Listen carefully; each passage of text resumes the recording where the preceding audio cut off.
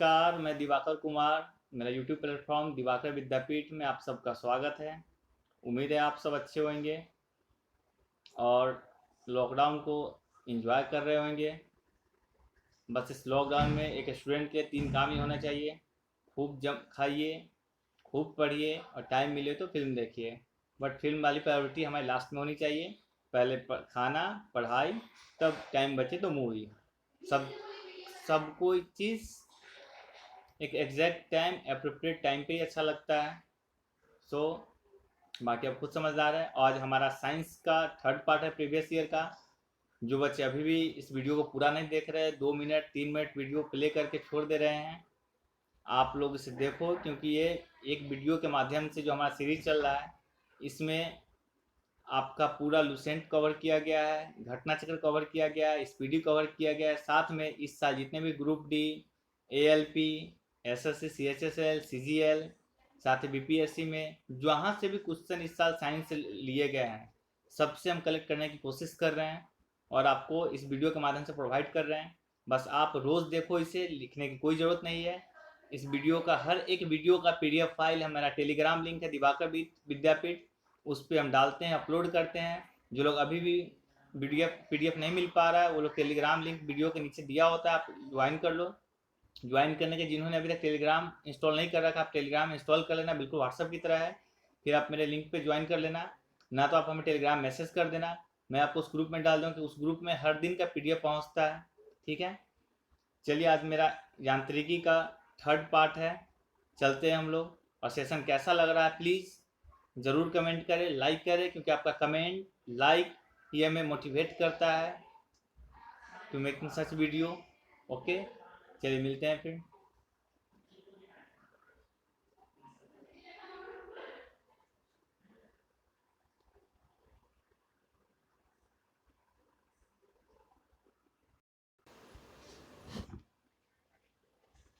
हमारा first line है, मात्रक रूप से किसी वस्तु का जड़त्व उसके द्रव्यमान से मापा जाता है। ठीक है, किसी वस्तु का जड़त्व, जैसे जड़त्व हमें पता ही है कि जड़त्व किसी वस्तु का वह गुण होता है जो वह अपने अंदर होने वाले किसी भी चेंज का अपोज करता है, किसी भी बदलाव का विरोध करता है। कहने का मतलब, अगर वह विराम की अवस्था में तो चाहेगा विराम की अवस्था में हो, और वह गति की अवस्था में तो चाहेगा वह गति की अवस्था बनाए रखे। इसी गुण को जड़त्व बोला गया है। तो हमसे वही बता रहा है कि जड़त्व जो है उसकी माप कैसे करेंगे, तो उसके द्रव्यमान से माप करेंगे। किसी न किसी एग्जाम में पूछा हुआ क्वेश्चन है। हमारे वीडियो में जितने भी लाइन आप देख रहे हो, हर एक एग्जाम में पूछा हुआ, इसलिए आप बारीकी से देखें, ध्यान से देखें, किसी भी लाइन को इग्नोर ना करें। वायु के वेगों की माप करने वाला एनीमोमीटर कहा जाता है। वायु की जो चाल हम मापते हैं उसे क्या बोलते हैं, उसे तो एनीमोमीटर कहते हैं। मैं आपके लिए एक स्पेशल वीडियो लाऊंगा जो कि हर चीज़ मापक यंत्र से रिलेटेड होगा, जैसे ताप मापे के थर्मामीटर है ना, वायुयान की चाल टेकोमीटर होती है, समुद्र की गहराई फेरोमीटर, इससे रिलेटेड ही मैं एक वीडियो लाऊंगा बहुत जल्द। पृथ्वी के गुरुत्वीय त्वरण G का मान विषुवत रेखा की अपेक्षा ध्रुवों पर अधिक होता है, ये मैंने पिछले वीडियो में भी डिस्कस किया था। किसी पिंड के मुक्त रूप से गिरते समय इसके पथ में किसी बिंदु पर स्थितिज ऊर्जा में जितनी कमी होती है, गतिज ऊर्जा में उतनी ही वृद्धि होती है। इस कॉन्सेप्ट को समझने की कोशिश करो आप। हमने कल क्या देखा था कि ऊर्जा का ना तो ऊर्जा का सृजन किया जा सकता है, ना विनाश किया जा सकता है। ऊर्जा बस एक माध्यम से दूसरे माध्यम में, एक रूप से दूसरे रूप में ट्रांसफॉर्म होता है। सेम कंडीशन है कि अगर किसी वस्तु की स्थितिज ऊर्जा में कमी होती है तो स्वाभाविक सी बात है कि कहीं ना किसी चीज़ में ये एनर्जी ट्रांसफर होगी। फिर एनर्जी जो है ट्रांसफॉर्म होती है या ट्रांसफर होती है किस चीज़ में, गतिज ऊर्जा में। स्थितिज ऊर्जा, गतिज ऊर्जा आप भली भांति जान रहे हैं क्या होता है। तो स्थितिज ऊर्जा हमें पता है कि ऐसी ऊर्जा जो किसी स्थिति के परिवर्तन के कारण होता है उसे स्थितिज ऊर्जा कहते हैं, और ऐसी ऊर्जा जो गति के कारण मिलती है उसे गतिज ऊर्जा कहते हैं। ठीक है, ऊर्जा रूपांतरण की दर को शक्ति कहते हैं। चलते हैं अगली तरफ।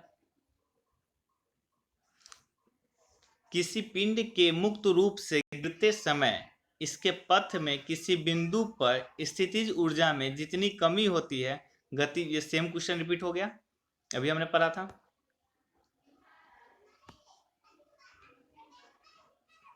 ऊर्जा रूपांतरण की दर को शक्ति कहते हैं। शक्ति का आपने और पढ़ रखा पहले से ही कि कार्य करने की दर को शक्ति कहते हैं। सेम चीज है, ऊर्जा कार्य करने में ऊर्जा ही निकलता है, तो ऊर्जा रूपांतरण की दर को क्या कहते हैं? शक्ति कहते हैं। ठीक है, यदि किसी वस्तु को, आप एक बार थोड़ा सा इस पर डिस्कस कर दें हम जरा सा।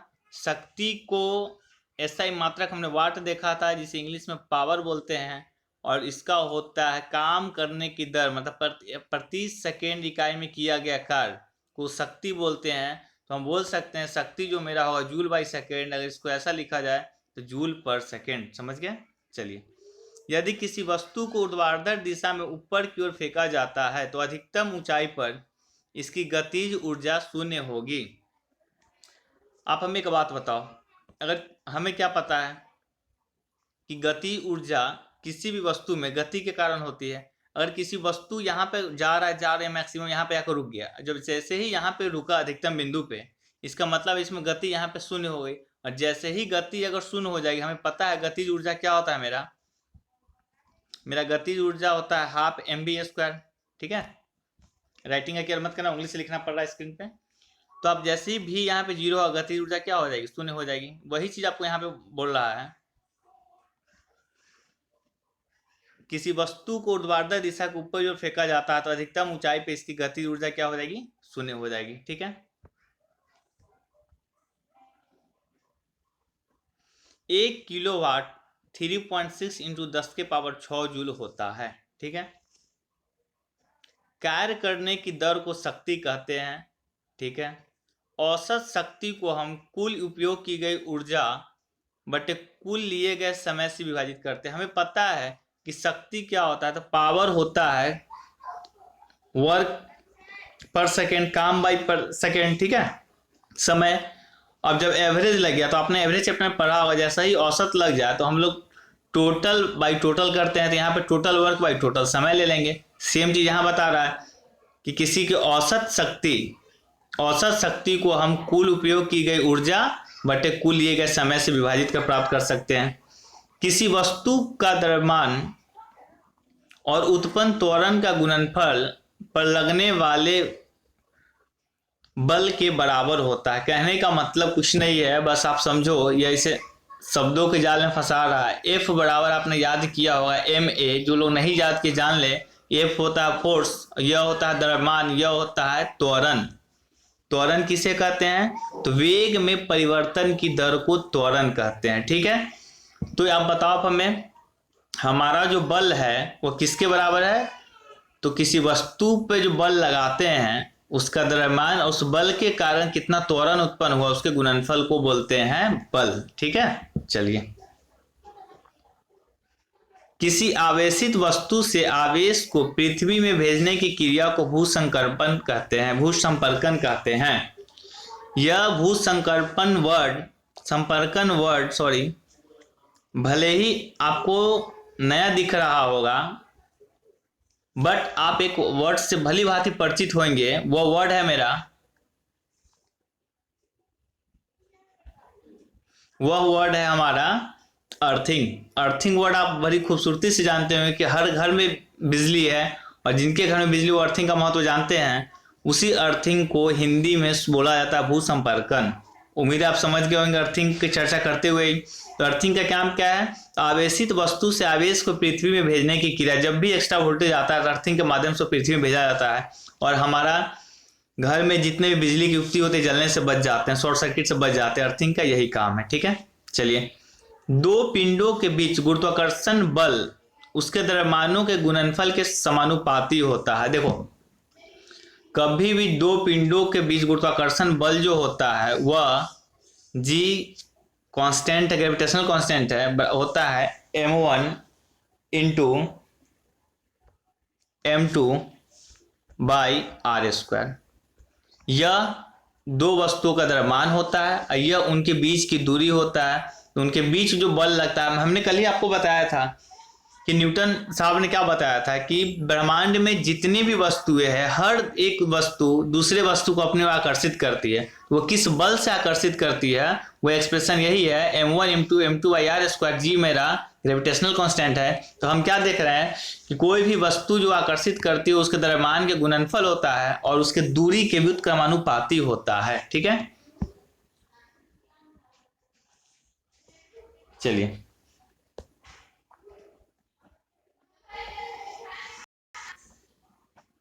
यदि पृथ्वी की सतह पर गुरुत्वीय त्वरण g हो तो ऐसा ग्रह जिसका द्रव्यमान पृथ्वी के द्रव्यमान से आधा तथा त्रिज्या पृथ्वी की त्रिज्या के बराबर हो तो गुरुत्वीय त्वरण क्या हो जाएगा, उसका आधा हो जाएगा। अब सेम चीज पे आप क्या करें, अभी जो मैंने आपको फॉर्मूला लिखाया F equal to capital G m1 × m2 r square, उस पर रख के देखना आपका आ जाएगा। ठीक है, गुरुत्वाकर्षण बल का परिमाण, ये एसएससी में क्वेश्चन है। गुरुत्वाकर्षण बल का परिमाण द्रव्यमान तथा गुरुत्वाकर्षण बल के त्वरण के गुणनफल के बराबर होता है। सेम चीज, चलिए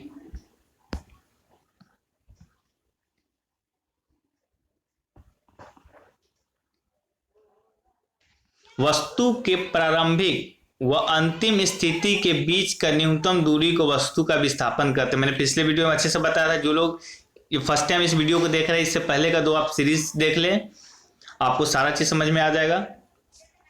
मैं उस चीज को छोड़ते चला जिस चीज की मैंने चर्चा कर रखा है पिछले वीडियो में। चलिए, स्वतंत्र रूप से गिर रही एक वस्तु की गति एक समान त्वरित गति का एक उदाहरण है। आप सीधा याद कर लो इसे। पवन का वेग बढ़ने से वायु का दाब कम हो जाता है। 1 मीटर सेकेंड को किलोमीटर प्रति घंटा में बदलने के लिए किससे गुना करते हैं, 18/5 किलोमीटर प्रति घंटा से करते हैं। ये खूबसूरती से आपको पता होगा। और किलोमीटर से फिर मीटर प्रति सेकेंड में जाना है तो हम लोग किससे करते हैं, 5/18 से करते हैं मल्टीप्लाई। ठीक है, चलिए किसी वस्तु की एक समान सरल रेखीय गति के दौरान समय के साथ इसका वेग नियत रहता है। जब भी अगर वह किसी वस्तु है एक सरल रेखीय गति के किसी वस्तु की एक समान सरल रेखीय गति के दौरान समय के साथ इसका वेग नियत रहता है। जैसे ही हम सरल रेखीय गति की बात करते हैं, एक समान की बात करते हैं, इसका मतलब है वह समय के साथ उसके वेग में कोई चेंजेस नहीं हो रहा है, नियत है, कांस्टेंट है। ठीक है, यदि वस्तु समान समय अंतराल में समान दूरी तय करती है तो उसकी गति को एक समान गति कहते हैं। कॉमन सेंस वाली बात है। अगर वह प्रत्येक लिमिटेड टाइम में लिमिटेड डिस्टेंस कवर कर रही है, निश्चित समय में निश्चित दूरी तय कर, इसका मतलब है उसका हर तय की गई दूरी में गति उसकी समान है। ठीक है, वही बोला, उसकी गति क्या होती है, एक समान होती है। यदि दूरी यहाँ पे ना आप सही कर लेना, दूरी समान लिखा गया है, इसको आप कर लेना समय, दूरी समय ग्राफ होता है। ठीक है, ऐसा ग्राफ होता है। अगर आप इसे डिस्टेंस मान लो, इसको टाइम मान लो, तो ये होगा दूरी समय ग्राफ। आलेख का एक वक्र होता है, यह स्थिर विस्थापन प्रदर्शित करता है। इससे जो एक फिगर ग्राफ बनता है वही बोला है, दूरी समय आलेख का एक वक्र होता है, यह स्थिर विस्थापन प्रदर्शित करता है। क्या प्रदर्शित करता है, तो विस्थापन को प्रदर्शित करता है। ठीक है, दूरी यहां भी समान है, आप समय कर लेना। दूरी समय आलेख का ढाल चाल प्रदर्शित करता है। हमें पता है चाल बराबर क्या होता है, दूरी बाई समय। तो दूरी और समय है तो बच क्या गया, चाल। आप सीधा आंसर लगा देना। यदि किसी वस्तु का वेग दुगुना कर दिया तो उसका संवेग दोगुना होता है, क्योंकि हमें पता है संवेग को हम p से सूचित करते हैं और वह होता है m × v। ठीक है, और बोल रहा है उसको वेग को दुगुना कर देगा। इसको वेग को दुगुना कर देंगे तो मेरा हो जाएगा 2mv, जो कि mvp होता है, तो ये हमारा हो जाएगा 2 गुना। ठीक है, तो किसी वस्तु का वेग 2 गुना कर दिया तो उसका संवेग 2 गुना हो जाता है। किसी वस्तु पर लगाया बल तथा बल लगाने के समय का गुणनफल वस्तु के संवेग में परिवर्तन के बराबर होता है। सेम चीज हो गया। यदि किसी वस्तु का वेग आधा कर दिया है तो उसकी गतिज ऊर्जा 1/4 हो जाएगी। कल मैंने बहुत अच्छे से आपको पढ़ाया था, याद ही होगा क्यों हो जाती है। जब कोई वस्तु समान समय अंतराल में समान दूरी तय करती है तो इसकी चाल एक समान होती है। सेम चीज आ गया। जब कोई वस्तु मुक्त रूप से गिरती है तो इसकी स्थितिज ऊर्जा गतिज ऊर्जा में बदल जाती है। कॉमन सेंस वाली बात है, कहीं भी कोई वस्तु गिरना शुरू करेगी तो वहां उस समय उसका चाल होगा जीरो, और जब उसका चाल जीरो होगा तो गतिज ऊर्जा जीरो होगा। लेकिन वो जब ऊंचाई से गिर रही हो तो यह कहीं ना कहीं वस्तु ऊंचाई ली हुई है अभी, और जब ऊंचाई की चर्चा होगी तो उसकी स्थिति में परिवर्तन होगा। इसका मतलब वहां पे उसका कुल होगा स्थितिज ऊर्जा mgh होगा। वही जब चलना शुरू करेगी तो उसमें गति आना शुरू होगा और एच धीरे धीरे कमते चला जाएगा। इसका कॉमन सेंस वाली बात है कि गतिज ऊर्जा बढ़ने लगेगा और स्थितिज ऊर्जा घटना शुरू हो जाएगा। तो वही बोल रहा है, जब कोई वस्तु मुक्त रूप से गिरती है तो इसकी स्थितिज ऊर्जा किसमें बदल जाती है? गतिज ऊर्जा में बदल जाती है। 1 वाट क्या होता है? जूल पर सेकंड, अभी हमने बताया आपको। जब किसी वस्तु को तरल में रखा जाता है तो उस पर ऊपर की ओर बल लगता है जिसे उत्प्लावन बल कहते हैं। कल ही बताया था हमने कि उत्प्लावन बल का सबसे अच्छा एग्जांपल, आप एक लोटा ले लो या कोई भी वस्तु, पानी आप हाथ में रखो आपको भारी महसूस होगा, पर जैसे ही आप भरे हुए बाल्टीन में रखो पानी तो आपको लोटा हल्का महसूस होगा। वह इसलिए क्योंकि उस पर उत्प्लावन बल कहीं ना कहीं लग रहा होता है पानी के अंदर से। ठीक है, गति का समीकरण ये आपने खूब पढ़ा होगा 10th में, उम्मीद आप अच्छी तरीके से भूल चुके होंगे, कोई बात नहीं, फिर से रिवीजन करेंगे। गति के समीकरण v बराबर u प्लस at में u क्या होता है? तो प्रारंभिक वेग होता है। v क्या होता है? तो मेरा अंतिम चाल होता है। a क्या होता है? मेरा त्वरण होता है। t क्या होता है? समय होता है। अब सारा चीज याद आ गया होगा आपको। ठीक है, चलिए। किसी वस्तु द्वारा तय की गई कुल दूरी तथा इस दूरी को तय करने में लगने वाला कुल समय के अनुपात को औसत चाल बोलते हैं। सेम चीज, औसत लगा तो समय कुल को लगा दो। आपको पता ही है कि चाल बराबर होता है दूरी बटे समय। औसत चाल मतलब कुल दूरी बाई कुल समय। औसत लगते हैं, आप दोनों में कुल लगा दो, टोटल लगा दो। वेग समय आलेख का क्षेत्रफल दूरी को प्रदर्शित करता है। ये बहुत इंपॉर्टेंट क्वेश्चन है, पूरी उम्मीद है कि इस बार एनटीपीसी में पूछेगा। क्यों? क्योंकि यह अभी जितना आप देख रहे हो सारा एसएससी में पूछा हुआ क्वेश्चन सब है, और एसएससी से पूछा हुआ क्वेश्चन मैक्सिमम क्वेश्चन आपको रेलवे रिपीट करता है। इस व्यू से यह वीडियो आपके लिए बहुत इंपॉर्टेंट हो जाता है ये सेशन।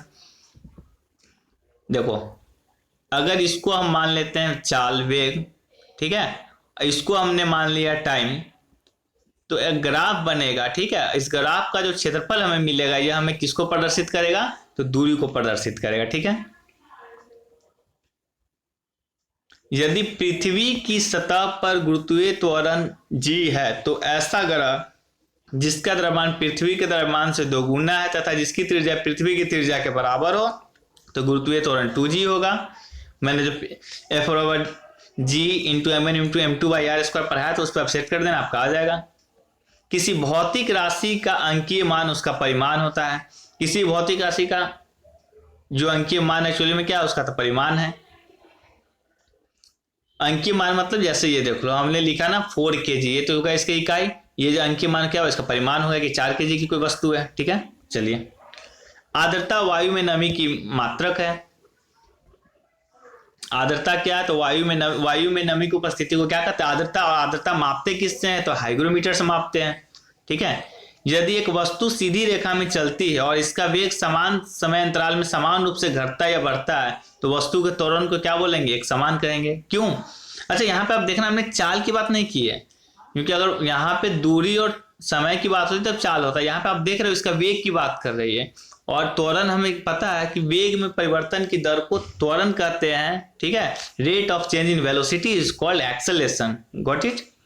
चलिए, गति के समीकरण 2as बराबर v² माइनस u² में s किसको डिनोट करता है? तो विस्थापन को करता है। 10th का चीज आ गया आपका। v final velocity, u initial velocity, a acceleration. ठीक है, चलिए।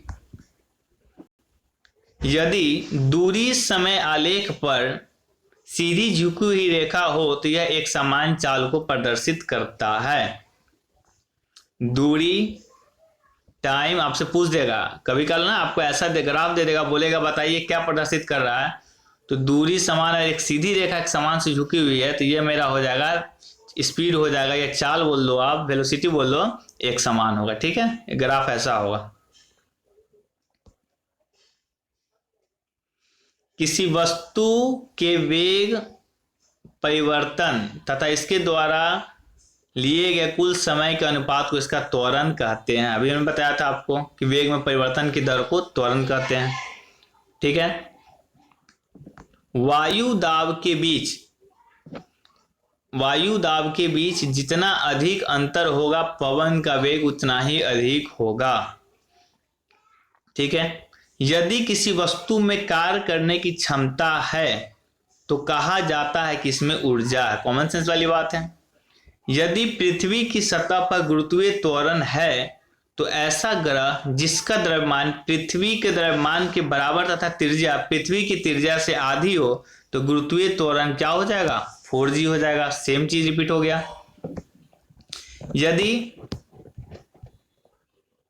यदि पृथ्वी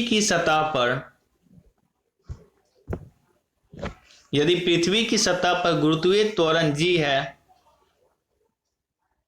तो ऐसा ग्रह जिसका द्रव्यमान पृथ्वी के द्रव्यमान के बराबर तथा त्रिज्या पृथ्वी की त्रिज्या से दोगुनी है तो गुरुत्वीय त्वरण क्या हो जाएगा? g/4 हो जाएगा। कैसे हो जाएगा? मैंने बताया आपको। सीधा देखो ना, त्रिज्या r² होता है। ठीक है। अगर दोगुनी हो जाएगी तो 2r² कहेंगे तो नीचे मेरा 4r² हो जाएगा। मतलब जो भी मेरा फॉर्मूला होगा वो उसका 1/4 हो जाएगा।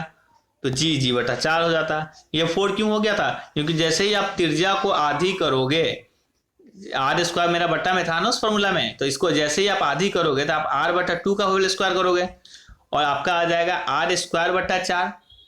हर का हर कहाँ चला जाता है? अंश में चला जाता है। मतलब जो भी सिस्टम होगा इसका वो 4 गुना बढ़ा देगा। समझ में आया? इसीलिए गुरुत्वीय त्वरण 4g हो जाता है। यहाँ पे g/4 हो जाता है।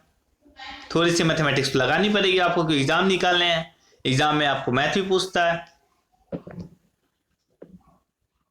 किसी पदार्थ का घनत्व उसके एकांक आयतन के द्रव्यमान को कहते हैं। आप सीधा समझो, घनत्व बराबर होता है, डेंसिटी बराबर होता है मास बाय वॉल्यूम, द्रव्यमान बट्टे आयतन। ठीक है। इसी से हमारा पता चलता है कि घनत्व जो है उसके आयतन के व्युत्क्रमानुपाती होता है और द्रव्यमान के समानुपाती होता है। जितना ज्यादा द्रव्यमान होगा उतना ज्यादा घनत्व होगा। ठीक है। और उल्टा देखा जाए तो जितना कम घनत्व होगा जितना कम आयतन होगा उतना ज्यादा घनत्व होगा और जितना ज्यादा घनत्व होगा उतना कम आयतन होगा। ठीक है। चलिए,